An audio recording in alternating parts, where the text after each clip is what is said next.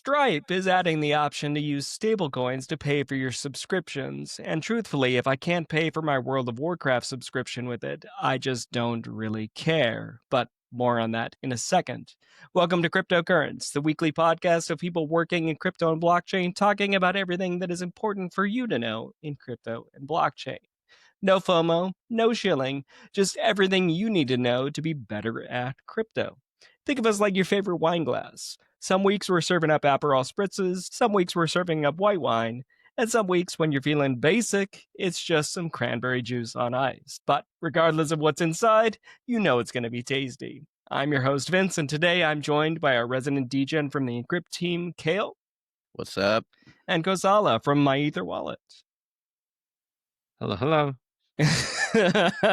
I don't think you appreciated my intro, huh? You're just like, Jesus, this is long.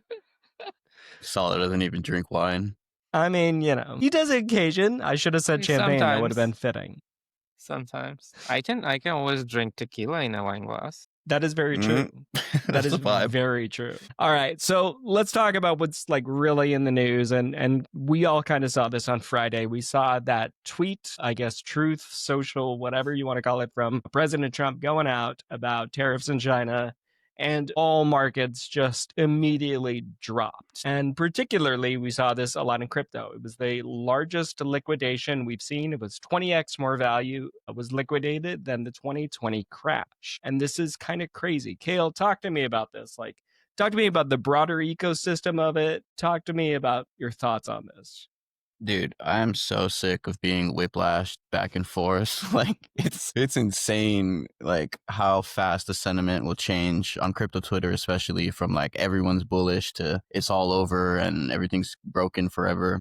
So, yeah, it's very exhausting, man. Yeah, like, my portfolio, it was down, like, 40% on Friday. It's bounced back a little bit, thankfully, but, like, yeah, I mean, like you said, it was the biggest liquidation in crypto history, which on one hand makes sense, you know, because crypto is only growing larger and larger. So these will get larger and larger. But yeah, nonetheless, it was a dramatic move. I heard a bunch of crypto traders like actually like off themselves, apparently. Oh, I'm sure. Yeah, what do you mean? So I mean, it was nuts.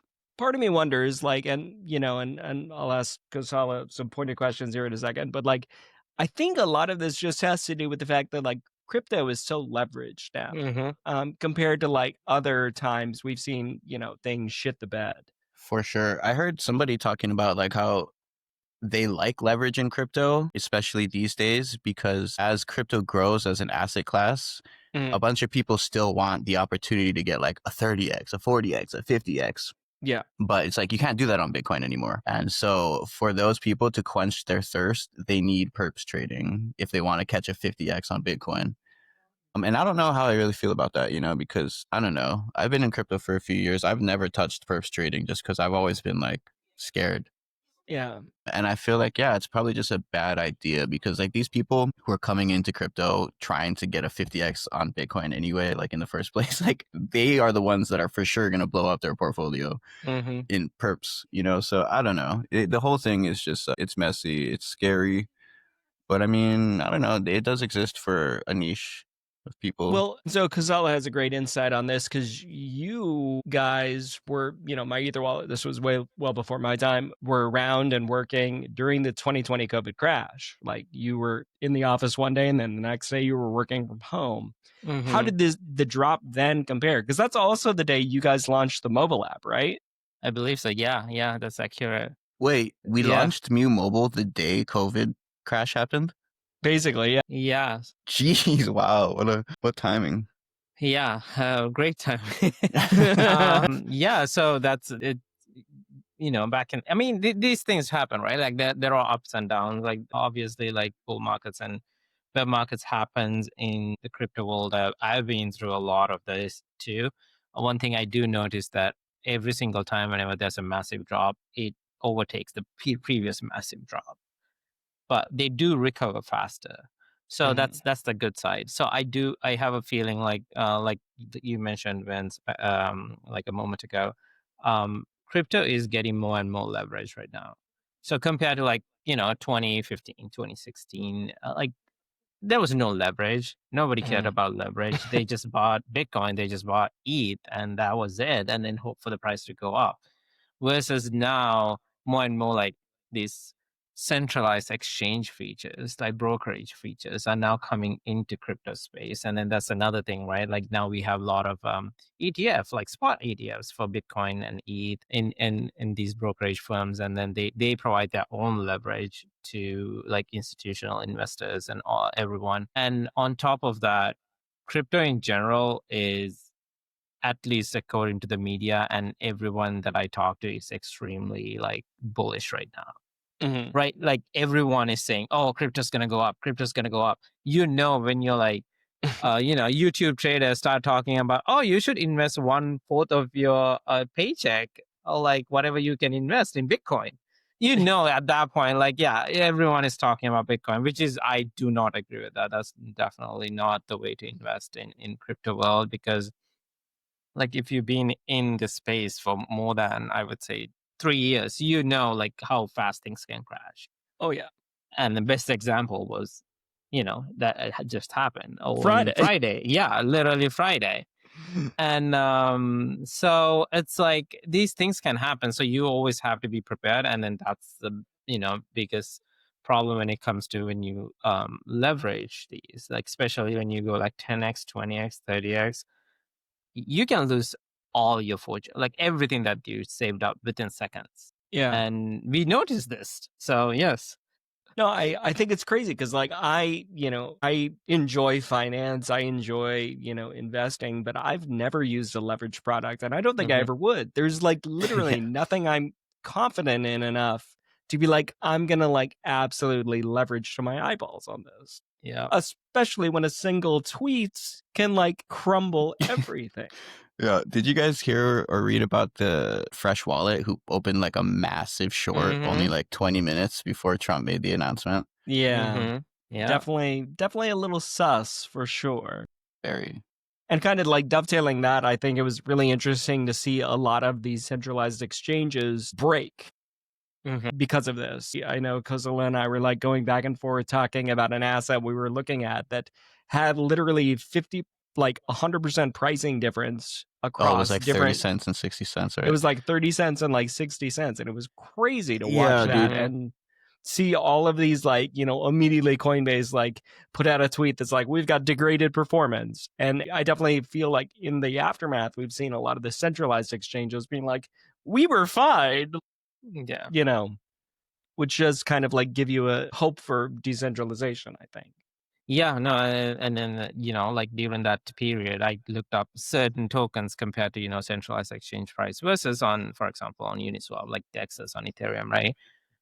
The centralized exchanges crashed really hard, but the DEXs were just maintaining it did crash, but it didn't crash that much. Yeah. So I think like, even giving users that simple block time of 14 seconds or, like whatever, 10 seconds, it's just another gap in preventing, or like another positive side in preventing these kind of crashes happening within milliseconds, versus it can totally happen in centralized exchanges. And then that's why I said next exchange is now giving out 300 million last time I checked. Yeah, that was Binance, right? Binance, yeah. Yeah. Giving out Crazy. $300 million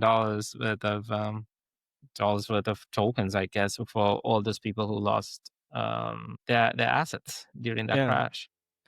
It's absolute insane. There's a meme going around on Twitter, and for like a few hours, nobody knew if it was real or not. But somebody posted that like one of the market makers that lost a lot of money was giving away KFC vouchers to people. I mean, who doesn't like free chicken? I know I do. Yes. But moving on, let's kind of talk about this is kind of crypto adjacent because it's fintech adjacent, and that is the startup company ROI or RO. I'm not sure how you verbally say it, but it is ROI, which kind of like built itself out to being like a snapshot of your wealth that would help you manage all of your different assets and different asset classes. and was attracting a lot of like younger investors that had assets in, the Robinhoods, the Coinbase, in decentralized wallets, and kind of being able to give you control, a snapshot of all of that all at once. And they were just acquired by OpenAI, which shuttered ROI. And it kind of just raises a lot of questions for me about data privacy, because I kind of feel like that's all that OpenAI bought from them, was all of this data on all of these users and all of their assets, under the guise of being like, we're going to add investing and stuff to AI. And we all know, if you've listened to the show at all, that I'm very bearish on AI currently, just because I think it's kind of not great and being like used for everything when it should be deployed strategically. Boys, talk to me about this. What are your thoughts? Am I like up in the night thinking that all of these young investors are just getting farmed for their data? Hey, maybe ChatGPT suggested them to buy ROI. Man, I wouldn't be surprised, man. You never know. Maybe ChatGPT, what company they should went we buy? on what company should I buy today? Hey, that's a possibility. No, but yeah. I hate it, dude. Honestly, it's like one step closer to a technocracy, or however you say that word. Because it's like, dude, in my head, OpenAI is an AI company, right? So it's like, why are you buying all these random things? Like, I forget what they bought, something else recently. Now they're buying a finance app, Roy, or however you pronounce it. And then what? Like, they're gonna buy the Federal Reserve next, and then they're gonna buy a small little country, and then like, when are you going to stop? Like, you're an AI company, like, focus on the AI. You don't need to be buying all these other finance adjacent things. So I don't know. I guess it depends where their head is at, and like what they say their intent is and what they actually end up doing with it. But yeah, like from a outside user perspective, like that's my take. I'm like, dude, you guys don't need to be doing all this. Just make ChatGPT better. Yeah. Make it find the R in Blueberry. And like, we don't need a finance app, Yeah, exactly. I think we will start to see more and more of these kind of acquisitions, especially because I do believe AI is hitting a point where it's going to be very stagnant pretty soon, because apparently we already ran out of all the publicly available data that they can feed into these AIs to train them. Mm-hmm. And without more data, they can get better. So the only way to get better is by getting more data. In order, if it's not publicly accessible, the only way for them to get the data is by acquiring these private companies, right? And then getting access to that kind of data is probably the way that they have to. I mean, they have to work on ChatGPT 6 now. It has to come out. Like, I don't think they did that well with GPT-5. A lot of I people feel like were saying they it's got just a reamed, wrapper. Yeah, it's just a wrapper between like 4.10 and like 4 and all, and then the image generation is just figure out where to direct your message and just direct that. So I do think that AI in general is hitting a point. I mean, it's great. It's great at figuring out or predicting what's the next letter should be or next word should be, and we are using it in really great places. Like, I don't know whether you guys heard, but we were able to generate, I think, using AI, 200,000 proteins, different ones. But for the past thousands of years, we were only able to generate like 150 different proteins. And then AI was able to figure out 200,000 just like within a year. So, it's like, there are really great advancement in AI, but when it comes to data, I think they're like really lagging, and they have to figure out ways to get more and more data that are not publicly accessible. And especially after Google limited number of results you can see per page now. Yeah. So now it got 10x harder, because they used to have an option where you can set, I want to see 100 results per page. Now they took out that limit. So now you can maximum number of results you can see is 10. For a person, that's more than enough. I don't go below 5. But for AI, it like makes it a lot more expensive. Yes, now it's getting 10x harder for AI, because it has to make 10 requests in order to get 100 results, right? So yeah, I do think we will see more and more of this. You reminded me of a joke that I would use back when I was a consultant, which was the best place to hide a dead body is on the second page of Google. because no one ever looks there. No, yeah. But so this is kind of dovetailing off of that question into a product that I would never use is like AI in my finance apps. What are your guys' kind of feelings on AI in finance apps? Because for me, like even a robo advisor, I'm just like, I'm just going to buy S&P. I'm going to buy a broad market index fund. And it beats these robo advisors every time. So I just don't know, because I also like was using AI the other day to try and calculate a stock price based off of market caps, and Gemini gave me a wrong answer, and then I was like, well, I guess I'll go to ChatGPT, and they gave me the correct answer, but I had to check it. I had to do math, and I hate doing math. But what are your guys' thoughts? Do you guys use AI in finance, or is that just not for you, Kosala? I don't think I'll ask AI what to invest in. Like, I don't think that's going to be a question, because especially knowing it was trained in past data. Yeah. You can use past data to a certain extent, but if past data actually works, anyone who uses past data can predict the market for the future. But that's definitely not how market works, right? Yeah. So I don't believe like AIs will be able to correctly predict the stock market, or any market for that matter. And there are a lot of AI-based trading companies out there, like signal generators and all that. I don't believe that they should be, making trillions of dollars right now. But I'm pretty sure they're not. Because if it was, but here's where I will use AI. If an AI can look at I'm not using this currently, but like I would not mind using it for that matter. Like, look at my finances, a locally run AI. You don't have to upload your data to anywhere. Like, look at my finances and be like, hey, by the way, you've been spending, I don't know, X amount in Uber Eats. Versus like, yeah, if you reduce it by 10% and put it into QQQ, you might be able to generate $20,000 in 5 years. That's a lot of talk about your ordering. I know. Exactly. Yeah, obviously those numbers I just made up on the spot. Course. But I think that might be really beneficial for a lot of users, because I do feel like we have, especially in US, there's a huge, like a percentage of US residents who are not aware of like investing in general. No. Not only They're that, not. but like also a lot of Americans, we overconsume. So it's like we Yeah. don't know about investing and we're overconsuming. So yeah, something like that would be really cool. I Little AI. wonder, that does make, because that does kind of like fit in the concept of like we have to trick people into investing. And I wonder if Acorns was actually successful in doing that, right? Because Acorns was like, we're going to round up an investment for you. But that's a company that kind of like fell out of my zeitgeist, because I was like, I don't need to be tricked. Don't tell me what to do. Does Acorns let you invest in crypto? I doubt it. That would be super dope, like an on-chain Acorns. I imagine that would be very hard to build, but that would be pretty cool. Yeah, I doubt it. I would take suggestions like that. Yeah. Mm-hmm. But I would never use an AI to predict what stock to invest in, or what stock that, it thinks that will go up.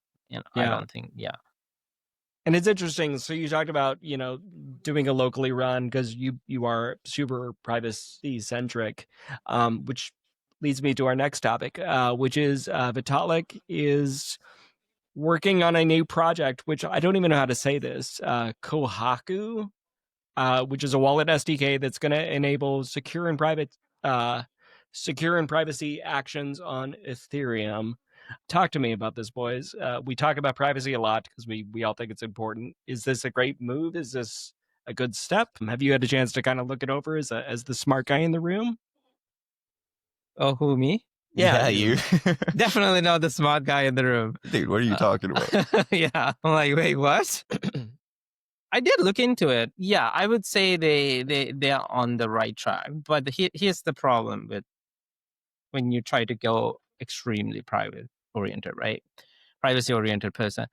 So right now, if you want to do that, you have to run like a local node. Like, for example, let's just assume that you want to be extremely privacy oriented. You don't want to leak any of your information or anything like that. You basically have to like start a node, that no one used before and get a new IP address, download the whole blockchain, write maybe like all the code for, to derive your private key and like create a transaction and then send a transaction out. And then as soon as you're done with the transaction, destroy the node, release the IP. So it goes to someone else. So, but how many people will actually do this? 3 people. Yeah. Literally 3. So it's like, and then see, that's like one of those issues, right? So like if you want it, like you have to give up certain level of privacy for convenience. Mm-hmm. And then finding the right balance so that you can still onboard massive amount of users to your product is the hardest thing, in my opinion. Product like Kohaku, it might work, like it's possible. Like the more and more I read about it, they're like going extremely privacy oriented. So that means you're making things a lot more complicated for a general user or day-to-day user. So if it's complicated, then no one's going to use your product. So like finding the right balance between privacy and convenience is like, it's the key, and it's one of the hardest things, has always been in the space. And hopefully there will be a solution. Another thing that I like about it is it's not, I mean, they are creating their own product, that's true, but like they are modularizing every single thing that they are creating.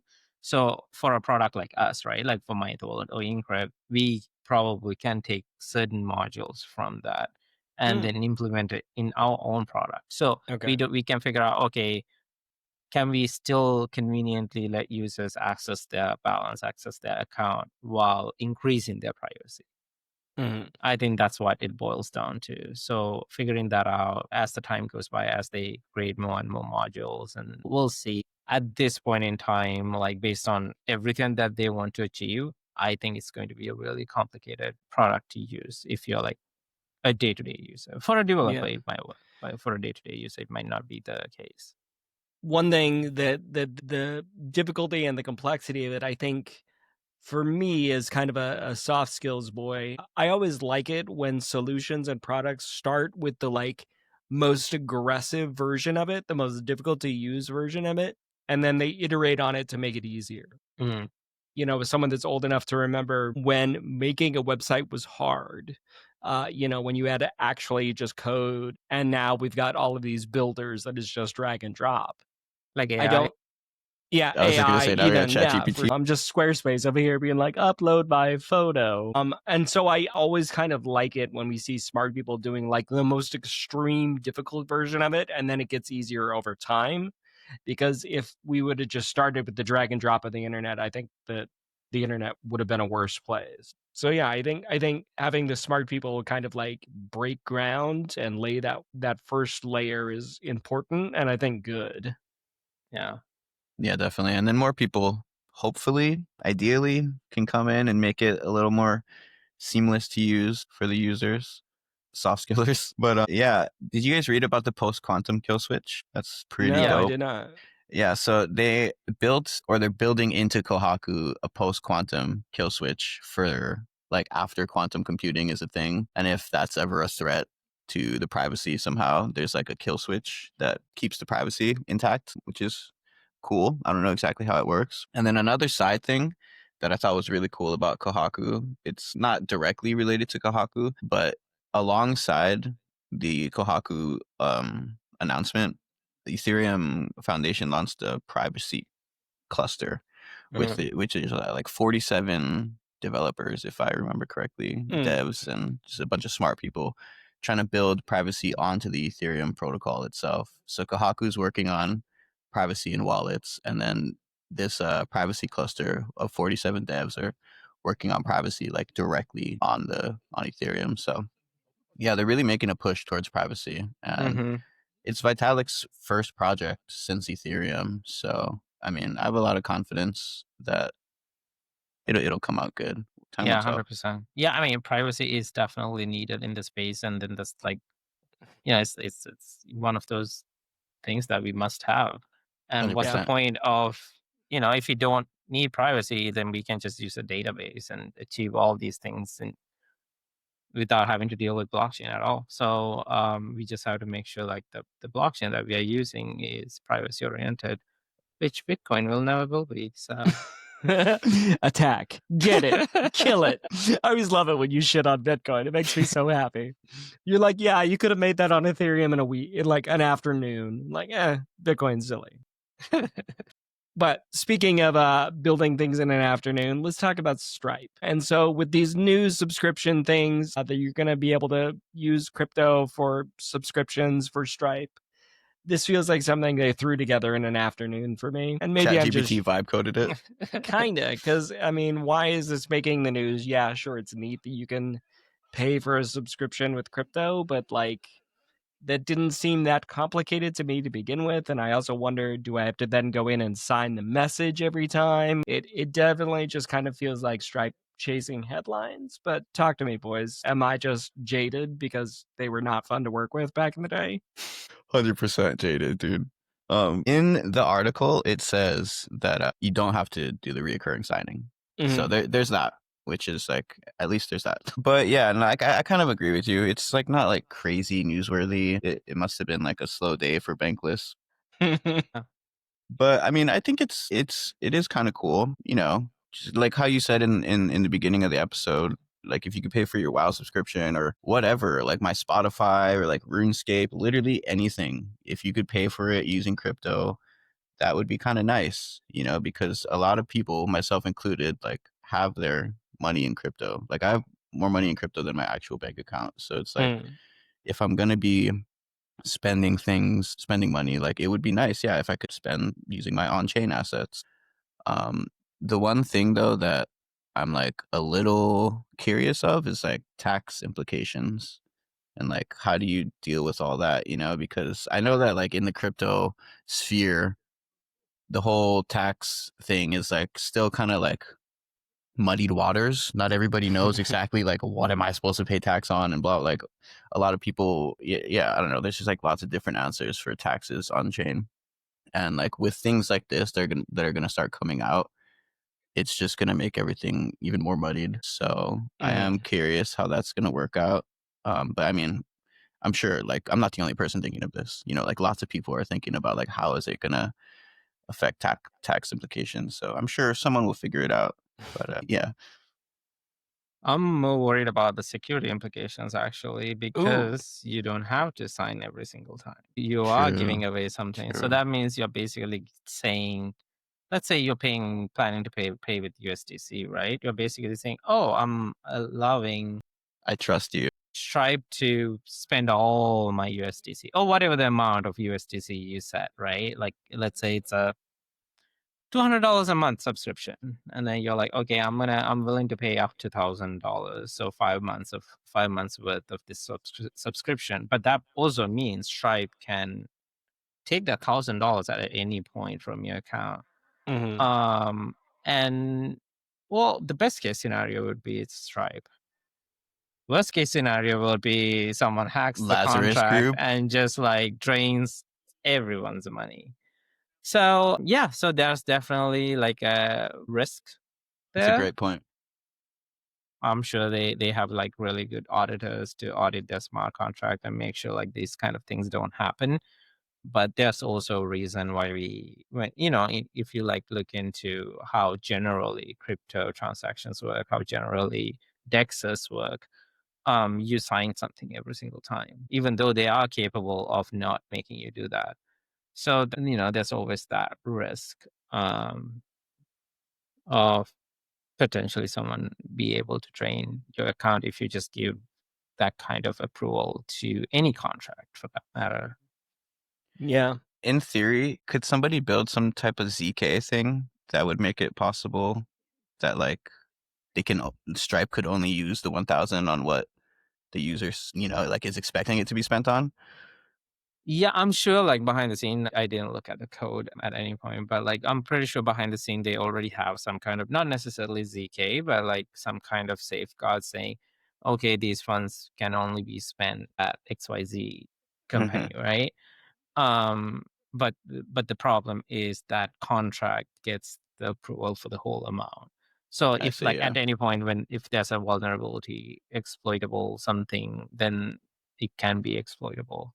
And then that's why we usually don't recommend any of our users to give like infinite approvals to any contract. So, and then that's why also, there are tools that you can go online and look up, okay, which contracts have approvals And to revoke it. spend. Yeah. Filter it and then figure out like which tokens and then which contracts can spend my tokens and things like that. So there's always that risk. And then also going back to Vince, what you were saying before, like paying with crypto hasn't been an issue before. Like it in a lot of companies already. I think Stripe adding it's maybe it's more like going mainstream, but not necessarily like you don't have to have recurring payment. I know it's like one extra hassle for users to go up monthly and then pay it. I know I do it for certain crypto-based payment sites. Like you just have to go monthly and like pay for that. But that's what you get for being more secure than, the other option. Yeah. So I'll actually fight you a little bit on here talking about it going mainstream. I feel like this isn't actually any sort of mainstream adoption. I think it's just for the Kales of the world that want to pay with crypto, but I don't think that's going to like onboard anyone into crypto. Like, ooh, I can now do this extra step to take my money to turn it into other money to then give it back to you. Like, I don't think unless you're in a country where you can't pay for that subscription, which is probably a pretty small list, this isn't going to move the needle for anyone. Dude, I don't know, like Asia has a lot of people, and there's probably like a lot of like countries that are geo-blocked from random things like this, and then it's like, yeah, but I'm okay. Yeah, no, I mean when you put it like that, I was thinking like who is actually using Stripe for a recurring payment type thing, but no, I guess well, I'm just you're right. thinking like it might not be like mainstream adoption like immediately, Yeah, but I feel like it does help, over time. Mainstream adoption happens over time, no, so for it's like sure. making I it mean, easier. what was your other option? Like paying with a credit card, for example? Yeah, kind of was Hey, my only other thought. credit cards has interest debt. Like if you True. keep USDC and like if you're earning interest on that from like a stable coin, you earn nice 4% monthly. I mean, not monthly, but like yeah. Didn't the But AI tell you to do this? you didn't see me typing anything. So I mean, there are benefits. Obviously, like we are going towards a future where like crypto is more widely used. Yeah. And then with crypto comes all the other, DeFi opportunities like interest earning, and you can collateralize your tokens for something else and get a loan and all those things. So in an ideal scenario, if you users can get to a point where they understand the complicated space of DeFi, I think they, instead of paying interest to a company, they can earn interest on their stable coins while being in the space and then pay the monthly recurring fee to the product. To World But of that's Warcraft very, or very whatever it is. complicated. Convenience versus complication. This is where you have to balance it out. Yes. Yeah, for sure. But you know what's convenient is this episode coming to an end. Thank you, dear listener, for tuning in this week. Thank you to our amazing guest, Akasala, for being here and filling in for Katya, who left us for vacation because she's horrifically mean. I hope you feel smarter, dear listener. You'll find all of our Twitter handles in the description box. Say hi on Twitter or X, whatever you call it. Make sure you leave a 5-star review. Follow this wherever you get your podcasts, and we'll see you next week. Thanks, boys. Thank you for having me. Thank you.